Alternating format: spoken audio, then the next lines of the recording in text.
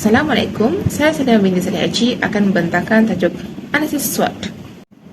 SWOT analisis merupakan satu alat pemikiran strategik yang diperkenalkan oleh Albert Humphrey melalui penyelidikan di Universiti Stanford pada tahun 1960-an. Ia diaplikasikan pada awal tahap perancangan suatu projek dan memberi fokus kepada isu-isu yang utama dalam menyelesaikan masalah. Dalam kutipan Daniel Freddy tahun 2000, analisis SWOT adalah proses mengenal pasti faktor dalaman dan faktor luaran yang mempengaruhi sesuatu pelaksanaan suatu strategi oleh organisasi ataupun individu dalam mencapai matlamat, visi dan misi. Stephen Pelayanan Mary dan Robbins Coulter 1999 mendefinisikan analisis SWOT adalah satu analisis organisasi dengan menggunakan kekuatan, kelemahan, peluang serta ancaman daripada lingkungan. Membuat SWOT analisis ini berfungsi supaya dapat mengetahui faktor internal dalaman iaitu kekuatan dan kelemahan yang dimiliki oleh organisasi ataupun individu serta faktor eksternal iaitu luaran yang dimiliki iaitu peluang dan ancaman yang tengah dihadapi oleh perusahaan. Menurut Rangkuti 2006, analisis SWOT adalah analisis yang berguna untuk memperolehi informasi strategi yang tepat. Model analisis SWOT ini boleh mengenal pasti setiap kelemahan dan kelebihan sesebuah institusi ataupun organisasi sehingga memberi manfaat dalam mengurangkan kesan yang akan terjadi pada masa yang akan datang. Baiklah, kekuatan merujuk kepada kelebihan, keistimewaan serta kebolehan yang dimiliki oleh sesebuah organisasi ataupun individu. Ini dapat menggambarkan nilai positif sama ada yang boleh diukur ataupun tidak boleh diukur. Dan cara untuk mengepasti kekuatan ialah, yang pertama, apakah kelebihan yang ada dalam organisasi anda? Ini boleh hal-hal yang positif seperti kepakaran, teknologi canggih ataupun kecekapan. Yang kedua, bagaimanakah anda dapat membezakan diri atau syarikat anda berbanding pesaing? Fokus kepada aspek yang membuat organisasi anda unik daripada pesaing yang lain. Dan apakah elemen yang perlu dikekalkan? Tentukan unsur-unsur yang perlu dijaga supaya menjadi kekuatan organisasi ataupun individu sendiri. Terusnya, kelemahan pula ialah kekurangan yang terdapat dalam sebuah organisasi, misalnya daripada segi sumber. Bahagian ini perlu diperbaiki untuk bersaing dengan pesaing yang lain. Dan cara untuk mengatasi kelemahan ialah apakah faktor yang berada di dalam kawalan yang menghalang perniagaan ataupun perusahaan anda untuk mengatasi pesaing. Ini mengenal pasti kelemahan atau kekurangan yang dapat diatasi secara dalaman seperti kekurangan sumber kewangan ataupun inovasi. Yang kedua, apakah kekurangan yang terdapat dalam syarikat anda? Jauh kelemahan yang mungkin mengatasi kemampuan organisasi seperti proses operasi yang tidak efisien. Setelah kita mengetahui faktor dalaman, faktor luaran juga perlu diteliti kerana ianya melibatkan pihak ketiga dalam organisasi atau individu dalam membuat analisis SWOT. Yang pertama, peluang. Peluang merupakan faktor luaran yang positif yang boleh membantu meningkatkan prestasi sesebuah organisasi ataupun individu. Dan cara untuk melepaskannya adalah apakah peluang yang dapat kita manfaatkan untuk keuntungan organisasi. Ini kenal pasti trend terkini di pasaran, perubahan peraturan ataupun guideline dan perkembangan industri yang dapat dimanfaatkan. Dan kedua, adakah organisasi mempunyai reputasi yang baik? Hal ini membuka pintu kepada pihak luar untuk berkolaborasi ataupun bekerjasama dan mempunyai pelanggan yang setia supaya peluang perniagaan lebih besar. Adakah terdapat sebarang perkembangan terkini dalam pasaran yang boleh membantu dalam memajukan organisasi? Kesedaran terhadap perkembangan terkini seperti tren membuka peluang untuk inovasi, perluasan pasaran ataupun peningkatan produk perkhidmatan. Yang kedua, ancaman, iaitu faktor luaran yang negatif yang boleh menyebabkan strategi sebuah organisasi terganggu. Tetapi keadaan ini tidak boleh dikawal.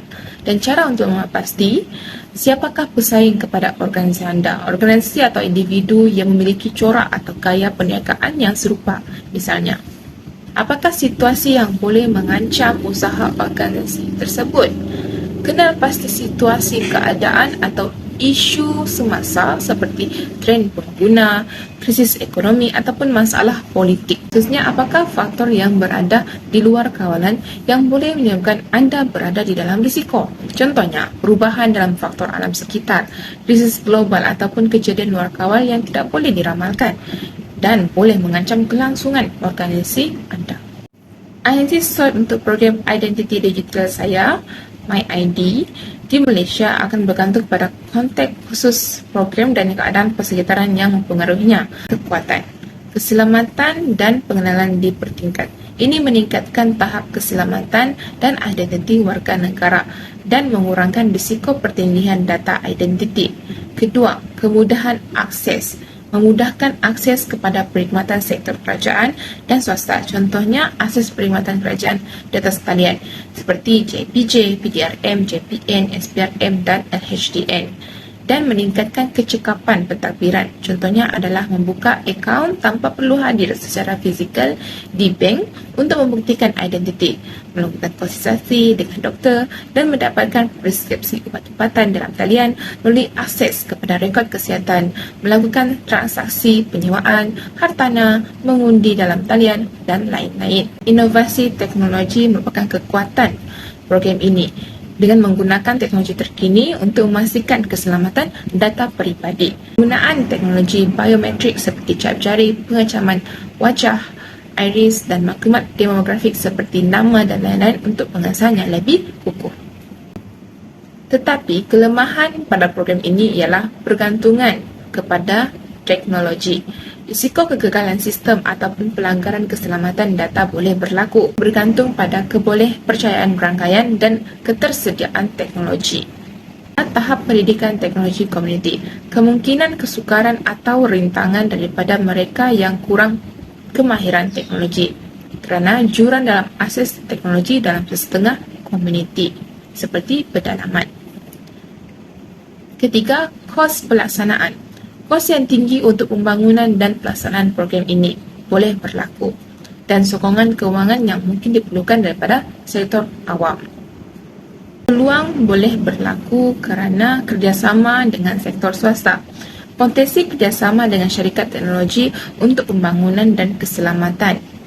Peluang pembiayaan dan sokongan daripada sektor swasta dengan memberi tambah nilai kepada kepesatan pertumbuhan ekonomi digital merentasi pelbagai sektor perkhidmatan seperti perkhidmatan awam, kewangan, e-dagang, e-dompet, e-kesihatan dan lain-lain. Teknologi, program pendidikan untuk meningkatkan literasi digital dalam kalangan masyarakat, terutamanya masyarakat muda, dan memberi peluang untuk membina kepercayaan dan penerima orang ramai.